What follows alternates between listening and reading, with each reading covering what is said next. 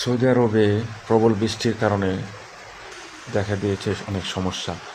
হঠাৎ এক জোরো হাওয়া এবং প্রবল বৃষ্টি দেখা দিয়েছে সৌদি আরবের মক্কা নগরীতে, যার ফলে যানবাহন চলাচল অনেক বিঘ্ন ঘটছে এবং মক্কার গ্র্যান্ড মসজিদে নামাজ পড়তেও সমস্যা হচ্ছে। দমকা হাওয়া এবং বৃষ্টি হঠাৎ সৌদি আরবে দেখা দিয়েছে। ঝড় বৃষ্টির কবলে সৌদি আরবে দেখা দিয়েছে বৃষ্টির কারণে রাস্তাঘাট বন্ধ হয়ে গেছে এবং যান চলাচলও বন্ধ হয়ে গেছে মক্কার গ্র্যান্ড মসজিদে মুসল্লিদের নামাজ